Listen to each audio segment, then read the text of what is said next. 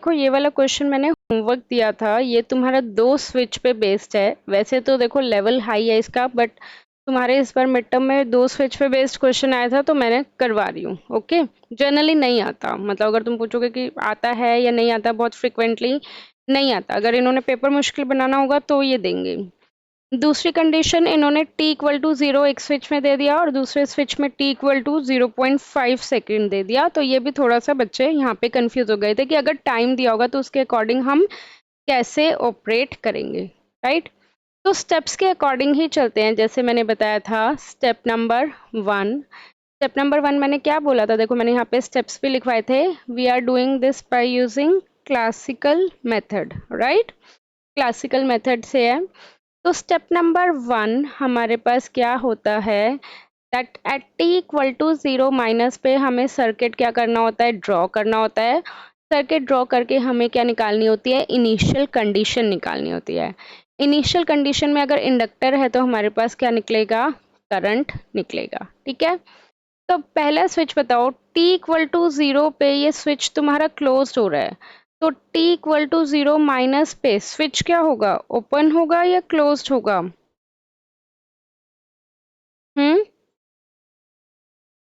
t equal to 0 minus पे switch क्या होगा, ओपन होगा। यस और नो, बोलो। अब इसके बाद दूसरा स्विच देखो, t इक्वल टू 0 पे, t इक्वल टू 0.5 पे तुम्हारा स्विच क्या हो रहा है, क्लोज हो रहा है। तो ये t इक्वल टू 0.5 माइनस पे स्विच क्या होगा तुम्हारा, ओपन होगा। अगर तुम्हारे दोनों ही स्विच ओपन है तो क्या इंडक्टर में करंट जाएगी, यस और नो। पहली बात है तो इस स्विच का कोई रोल ही नहीं रहा। अगर यहाँ से तुम्हारा स्विच ओपन है तो इसका मतलब सर्किट कंप्लीट नहीं है, सर्किट कंप्लीट नहीं है तो करंट नहीं जाएगी। तो इनिशियल कंडीशन से हमारे पास क्या आ गया, that is I L of 0 minus is equal to 0। ये आ गया। यहाँ तक किसी को कोई दिक्कत। फर्स्ट स्टेप में t इक्वल टू 0 माइनस पे सर्किट ड्रॉ करना है, इनिशियल कंडीशन हमने निकाल ली। अब नेक्स्ट आ जाते हैं सेकंड स्टेप पे। सेकंड स्टेप में हमें क्या करना है, t इक्वल टू 0 प्लस पे सर्किट ड्रॉ करना है। अब t इक्वल टू 0 प्लस पे हमने सर्किट ड्रॉ कर लिया, ठीक है। अब यहाँ पे देखो t इक्वल टू 0 प्लस पे सर्किट ड्रॉ कर लिया तो स्विच क्या होगा, ओपन होगा या क्लोज होगा। स्विच क्या होगा, ओपन होगा या क्लोज होगा, टेल मी। स्विच क्या होगा, क्लोज होगा। और क्लोज होगा तो हमारे पास करंट फ्लो करेगी। करंट फ्लो करेगी तो ये सिंपल सर्किट बन जाएगा। दूसरे स्विच पे आओ, t इक्वल टू 0 प्लस। अब तुम पूछोगे कि मैम 0 प्लस से क्या मतलब है। 0 प्लस से मतलब 0.00001 सेकेंड है, ठीक है, बहुत ही कम सेकेंड। तो t इक्वल टू 0 प्लस पे ये स्विच क्या होगा, ओपन होगा या क्लोज्ड होगा। देखो ध्यान से देखो, t इक्वल टू 0.5 पे ये स्विच क्या हो रहा है, क्लोज्ड हो रहा है, राइट। तो उससे पहले क्या होगा, ओपन होगा। तो 0 प्लस मतलब 0.001 सेकेंड पे ये क्या होगा, ओपन ही होगा। तो तुम्हारे पास सिंपल सा एक ये सर्किट बन जाएगा। t इक्वल टू 0 प्लस पे सर्किट को मैं रीड्रॉ कर रही हूँ। बैटरी है, स्विच क्या हो गया था, क्लोज्ड हो गया था। इंडक्टर था, रेजिस्टर था और ये वाला पार्ट भी रेजिस्टर था।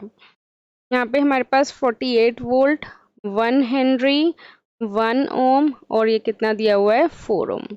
तो स्टेप नंबर 2 पे हमने सर्किट ड्रॉ कर लिया। उसके बाद हमें देखना है सीरीज है या पैरेलल है, तो हमें पता लग रहा है सीरीज है। सीरीज है तो V is equal to V R plus V L हो जाएगा। वोल्टेज कितनी गिवन है, 48 वोल्ट। वी आर कितना हो जाएगा, that is I of T multiplied by R. तो I of T multiplied by R is 1 ohm plus 4 ohm, that would be 5 ohm. Plus VL का क्या फॉर्मूला होता है, L D I by D T of T. Inductor की value दी हुई है 1 Henry, तो इंडक्टर की वैल्यू यहाँ पे 1 हेनरी सब्सटीट्यूट कर दो तो 1 मल्टीप्लाइड बाय दिस 1, ये आ गया हमारे पास। तो हमारे पास आ गया 48 is equal to 5 of T plus D of T by D T. अब इसमें देखते हैं क्या करना होता है। केवीएल की इक्वेशन लगा ली हमने, वैल्यूज पुट कर दी। अब हमें क्या करना है, कंपेयर करना है। तो तुम्हें यहाँ से साफ पता लग रहा है कि आरएल सर्किट है तो या तो टाइप 1 होगा या फिर टाइप 2 होगा। अगर 0 होता तो टाइप 1 होता, और यहाँ पे कोई भी कांस्टेंट वैल्यू है तो ये क्या है, टाइप 2 है, राइट। टाइप 2 मतलब ये क्या है, हमारे पास first order non homogeneous differential equation, यही है या नहीं है। तो अब यहाँ से कंपेयर करेंगे तो y ऑफ t की क्या वैल्यू आ जाएगी, that is q by p। अगर मैं यहाँ पे लिखूँ तो y of t is equal to q by p plus k into E raised power minus P T. और यहाँ से कंपेयर करेंगे तो क्या आ जाएगा, q इज इक्वल टू, क्या था equation, standard equation, D Y by D T plus P Y is equal to Q. तो मैं इसी फॉर्मेट में लिख रही हूँ, क्या आ जाएगा यहाँ पे हमारे पास q is equal to P Y plus D Y by D T. यही आ गया, यहाँ तक बोलो कोई दिक्कत। y वेरिएबल क्या है, i ऑफ t, q क्या है 48, p क्या है 5, k constant as it is, e raised power p क्या है 5 है, माइनस t मतलब t। तो ये हमारे पास आ गया। अब इसको सॉल्व कर लो, और अब हमें फर्दर सॉल्व करने के लिए हमें क्या चाहिए, k की वैल्यू चाहिए। अब नेक्स्ट थर्ड स्टेप पे आ जाओ कि हमारे पास k की वैल्यू कैसे आती है, put t equal to 0 plus, right.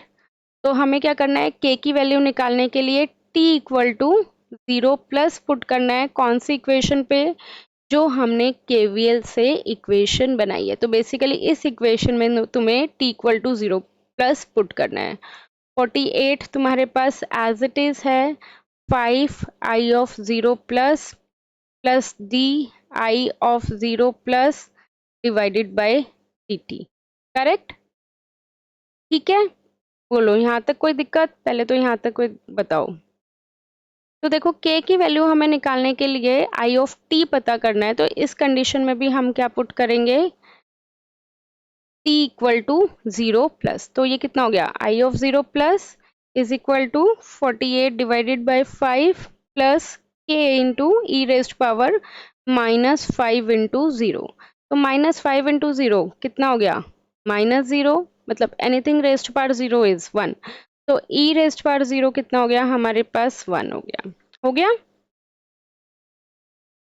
अब मुझे k की वैल्यू कैसे पता लगेगी, जब मेरे पास i ऑफ 0 प्लस की वैल्यू होगी, राइट, यस और नो।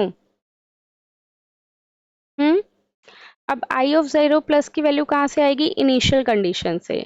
फर्स्ट स्टेप में हमने i ऑफ 0 प्लस की वैल्यू निकाली थी या नहीं निकाली थी, निकाली थी ना, कितनी आई थी, मैंने तुम्हें बता रखा है, इंडक्टर के across current IL of 0 minus would be equal to IL of 0 plus, that would be equal to 0। तो यहाँ पे भी हमारे पास IL ऑफ 0 प्लस कितना आ गया, 0। तो क्या हमारे पास k की वैल्यू आ जाएगी, k would be equal to minus 48 by 5, yes और नो। k की वैल्यू यहाँ पे सब्सटीट्यूट कर दो, तो क्या आ गया हमारे पास, i of t is equal to 48 by 5, k कितना था, minus 48 by 5 E raised power minus 5t, यही था। 48 बाई 5 में कॉमन ले लेती हूँ, 1 minus E raised power minus 5t। This is your full and final answer for the current. अगर इसमें कोई डाउट है तो मुझसे अभी पूछो, मतलब यहाँ तक कोई डाउट है तो सेम स्टेप्स। अब नेक्स्ट क्वेश्चन करते हैं, again this is based on classical method. ये तुम्हारा मैं टाइप 3 का करवा रही हूँ। टाइप 3 मतलब जिसमें डबल डिफरेंशिएशन आएगा, और वो तुम्हें कैसे पता लगेगा कि डबल डिफरेंशिएशन आएगा, type 3 differential second order differential equation, वो मैंने तुम्हें बताया था कि कैसे पता लगेगा। अगर हमारे पास आर एल सी तीनों ही सर्किट, तीनों ही एलिमेंट्स अवेलेबल है, तो इसका मतलब थर्ड टाइप होगा। अब इसका देखो क्वेश्चन सिंपल सा ले रही हूँ मैं अभी फिलहाल। बैटरी है, स्विच है, स्विच की पोजीशन ऐसे है, अपोजिट है इस पर, ये ध्यान रखना। पहले क्लोज था और फिर क्या हो रहा है, ओपन हो रहा है। रजिस्टर है, हमारे पास इंडक्टर है और कैपेसिटर है, तीनों ही कंपोनेंट आ गए। इसमें इन्होंने बोला हुआ है you have to calculate I L of T by using classical method. Battery की वैल्यू है 4 volt, 2 ohm, 2 ohm, that would be 1/2 Henry and this is 1 farad। और हमें क्या निकालना है, आई ऑफ, ठीक है, आई एल ऑफ टी, इंडक्टर के क्रॉस करंट। तो मैं सेम प्रोसीजर से जाऊंगी, बिल्कुल सेम स्टेप। स्टेप नंबर 1, बोलो क्या था step number 1? T equal to 0 minus पे हमें सर्किट को ड्रॉ करना है और वहां से हमारे पास इनिशियल कंडीशन हमें निकालनी है। तो अब देखो t इक्वल टू 0 पे स्विच क्या हो रहा है, ओपन या क्लोज्ड? t इक्वल टू 0 पे तुम्हारा स्विच क्या हो रहा है, ध्यान से देखो, ओपन हो रहा है या क्लोज्ड हो रहा है? Tell me. एरो देखो, t इक्वल टू 0 पे स्विच क्या हो रहा है, ओपन हो रहा है या क्लोज्ड हो रहा है? ओपन हो रहा है।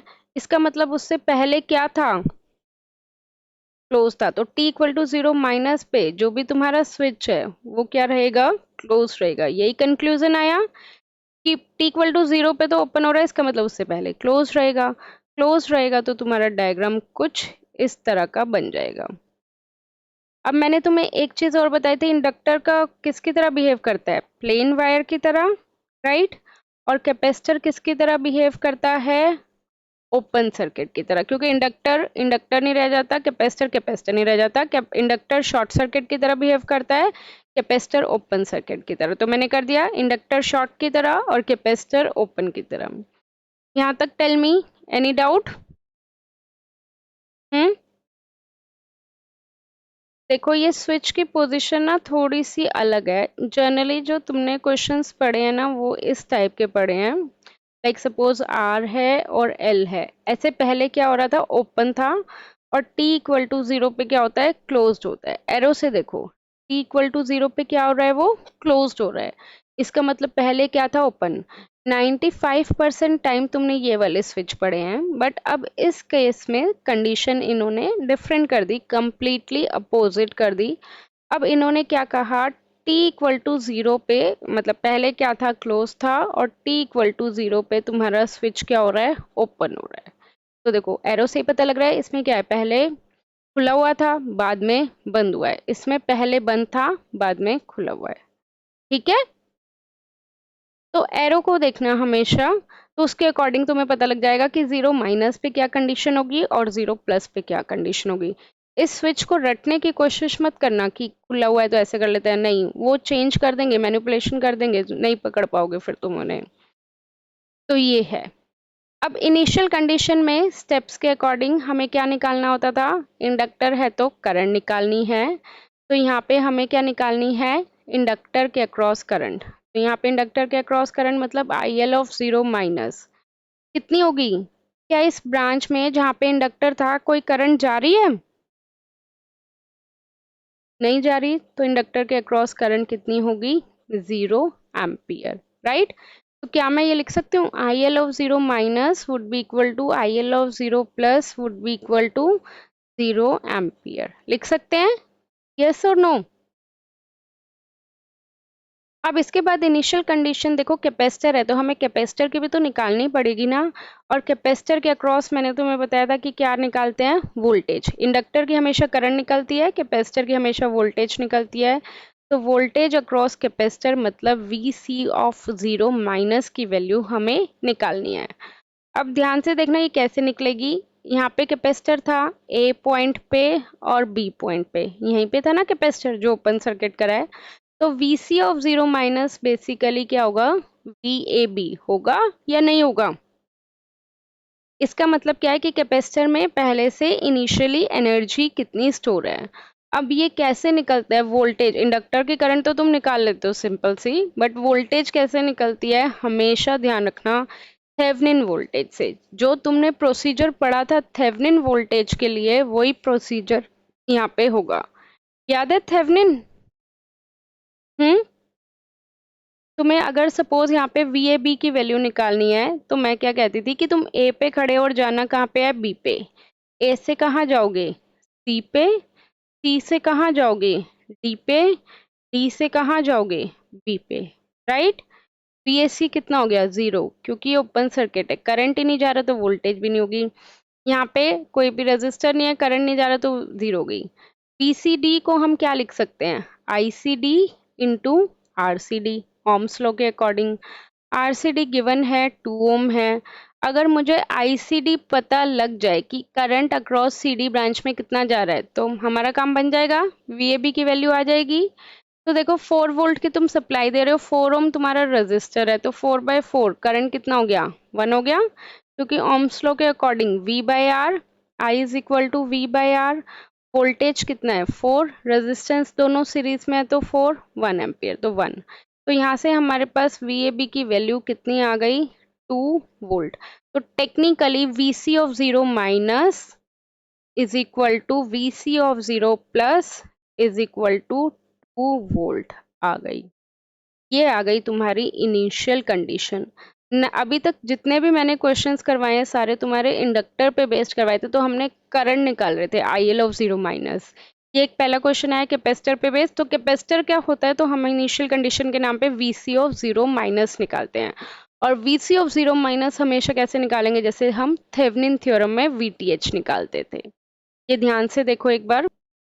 हमारा फर्स्ट स्टेप कंप्लीट हो गया, क्या, इनिशियल कंडीशन निकालना है t इक्वल टू 0 माइनस।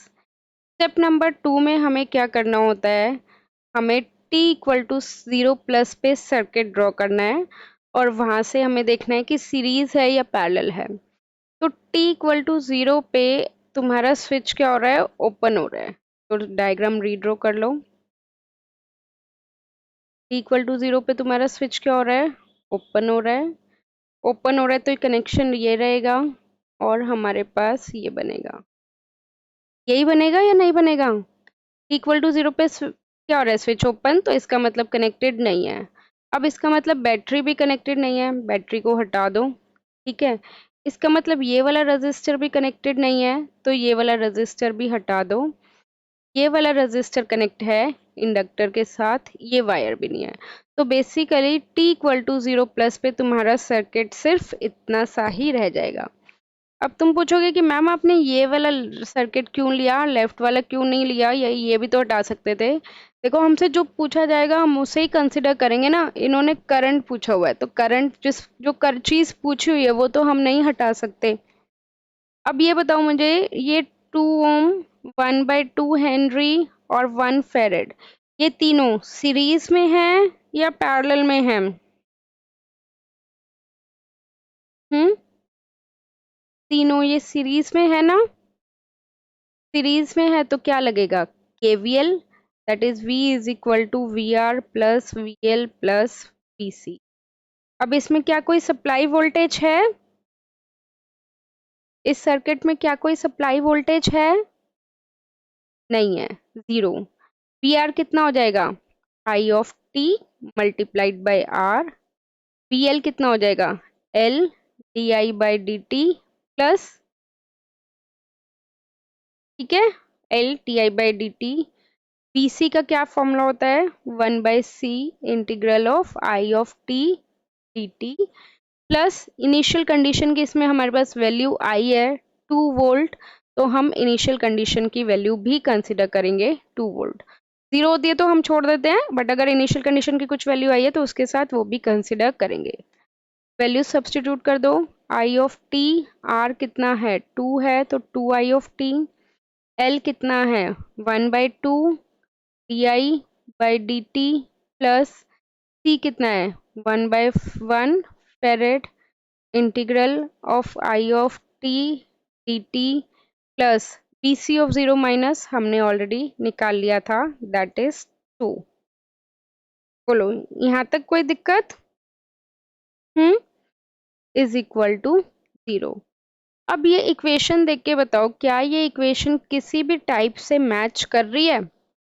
तो आंसर इज नो, क्योंकि यहाँ पे इंटीग्रेशन आ गया। इंटीग्रेशन की हमारे पास कोई भी ऐसी इक्वेशन नहीं है, तो इसीलिए जो इक्वेशन है इसको हम क्या कर देते हैं, डिफरेंशिएट, ताकि ये किसी इक्वेशन से मैच कर जाए। मैंने तुम्हें बताया था, अगर डायरेक्ट इक्वेशन मैच कर रही है तो वेल एंड गुड। अगर डायरेक्ट इक्वेशन मैच नहीं कर रही, किस केस में मैच नहीं करेगी, अगर इंटीग्रेशन आएगा तो हमें उस इक्वेशन को डिफरेंशिएट करना पड़ेगा। तो ये कितना हो गया, 2 di/dt plus 1/2 d2i/dt square plus I of T, constant है 2, 2 का डिफरेंशिएशन 0, तो इज इक्वल टू 2। यहाँ तक कोई दिक्कत? अब हमेशा हमें d2i/dt स्क्वायर का कॉफिशिएंट क्या रखना होता है, 1। तो यहाँ पे 1/2 है। पूरी इक्वेशन को मैं 2 से मल्टीप्लाई कर देती हूँ, तो ये कितना हो जाएगा, 2 इंटू 2 4, 1/2 हट गया, 2/2 इज 1, और यहाँ पे भी 2 से मल्टीप्लाई होगा तो क्या आ गया, 2 इंटू आई ऑफ टी। अब इसे मैं थोड़ा सा मैनिपुलेट करके लिख रही हूँ। तो पहले क्या लिखते हैं, d2i/dt स्क्वेयर, उसके बाद क्या लिखेंगे, 4 di/dt plus 2 i of t is equal to 0। ये आ गई हमारे पास स्टैंडर्ड इक्वेशन। देखो, हमने सिंपल स्टेप्स के अकॉर्डिंग चल रहे हैं। केवीएल लगाया, केवीएल में फॉर्मूला पुट करा, आरएलसी की वैल्यूज पुट करी, इंटीग्रेशन आ रहा था तो डिफरेंशिएट करा, डिफरेंशिएट करके हमारे पास स्टैंडर्ड इक्वेशन की फॉर्म में आ गया। That is type 3 second order differential equation. तो सेकेंड ऑर्डर डिफरेंशियल इक्वेशन क्या होती है हमारे पास, a d2y of t by D T square plus b dy of t by dt plus c y of t is equal to 0, right. अब इसमें हमारे पास क्या आ जाएगा, y of t is equal to k1 e raised power p1 t plus k2 e raised power p2 t, यही बताया था। अब अगर मैं इस इक्वेशन को इस इक्वेशन से कंपेयर करूंगी तो हमारे पास क्या आ जाएगा। अब देखो, बात आती है कि P कैसे आया है। पहले यहाँ पे देखो, हम क्या करते हैं, di/dt को P से पुट कर देते हैं टू सिंप्लीफाई इट। कर सकते हैं, di/dt को मैंने किसको इक्वल सब्स्टिट्यूट कर दिया, P के इक्वल। ये चीज यहाँ पे भी लिख लो, di/dt हमेशा किसके इक्वल होगा, P के इक्वल। तो इसको करेंगे तो ये कितना हो गया, ये डबल डिफरेंशिएशन है, तो ये कितना हो गया, P का square plus 4 as it is आएगा, di/dt क्या हो गया, P हो गया प्लस 2 इज इक्वल टू 0। ठीक है। अब इसको अगर मैं फर्दर सॉल्व करूंगी तो तुम्हारे पास ये हो गया, क्वाड्रेटिक इक्वेशन की फॉर्म में होगा, जैसे हमारे पास होता था ना, x square plus 4x plus 2, maths में हम सॉल्व करते थे। इसको सॉल्व करेंगे तो क्या आ जाएगा, स्प्लिटिंग द मिडिल टर्म से सॉल्व कर लो। डायरेक्ट तो नहीं हो रहा ये सॉल्व, तो कौन सा फॉर्मूला लगाओगे, वही जो लगाते थे, that is minus B plus minus root of B square minus 4ac divided by 2a। Direct हो जाता तो ठीक था, बट डायरेक्ट नहीं हो रहा तो कोई बात नहीं। इसके अकॉर्डिंग क्या आ जाएगा, -4 प्लस माइनस बी कितना है, -4 प्लस बी का स्क्वायर मतलब 4 का स्क्वायर -4 इंटू ए कितना है, 1 है, सी कितना है, 2 है, डिवाइडेड बाय 2a। तो मैं अब पूरा सॉल्व नहीं करके दिखा रही, यहाँ से तुम्हारे पास दो वैल्यूज आती है। P1 एक वैल्यू आएगी -3.414, P2 एक वैल्यू आएगी -0.586। तो अगर मैं स्टैंडर्ड इक्वेशन में पुट करूंगी तो मेरे पास क्या आ गया, I of T is equal to k1 e raised power -3.414t plus k2 e raised power -0.586t। ठीक है। अब देखो नेक्स्ट स्टेप में हमें क्या निकालना पड़ेगा, K1 की वैल्यू और K2 की वैल्यू, है ना। हमेशा K1 और K2 की वैल्यू, जैसे हमने लास्ट केस में करा था, K की वैल्यू कैसे आती थी, जब हम T को क्या पुट करते थे, 0 plus, right. Put T equal to 0 plus to find out the value for K1 and to find out the value for K2। तो मैं एक बार स्टैंडर्ड इक्वेशन जो हमारे पास ये आई थी IL ऑफ T वाली, मैं फिर से लिख रही हूँ, that is I of T is equal to, IL बोल लो या I बोल लो, एक ही बात है, K1 into e raised power minus 3.4140 plus K2 e raised power minus 0.586t। तो अब इसमें हमें क्या पुट करना है, put t equal to 0 plus, ये कितना हो गया, I of 0 is equal to K1 e raised power minus 3.4 multiplied by 0 is 0 plus K2 e raised power minus this term multiplied by 0 is 0। तो हमारे पास K1 e raised power 0 is 1 plus K2 e raised power 0 is 1। अब यहाँ पे अगर हमें I of 0 plus की वैल्यू पता होगी तो हमारा काम हो जाएगा। और I ऑफ 0 प्लस कहाँ से आएगा, इनिशियल कंडीशन से। हमारे इनिशियल कंडीशन में I ऑफ 0 प्लस कितना आया था, दैट वुड बी 0। तो मैं यहाँ पे क्या पुट कर देती हूँ, 0। तो ये आ गई हमारे पास एक equation to get the value for K1 and K2। अब देखो यहाँ पे हमारे पास दो वेरिएबल हैं, है ना। दो वेरिएबल के लिए हमें दूसरी इक्वेशन तो चाहिए, तभी तो हमारे पास K1 और K2 आएगा। यहाँ तक बोलो कोई दिक्कत। अब हमें क्या चाहिए, एक और इक्वेशन चाहिए जिससे मेरे पास K1 और K2 की फॉर्म में आ जाए। तो जो हमारी ये I ऑफ T की स्टैंडर्ड इक्वेशन आती है ना हमेशा, इसको क्या कर दो, डिफरेंशिएट।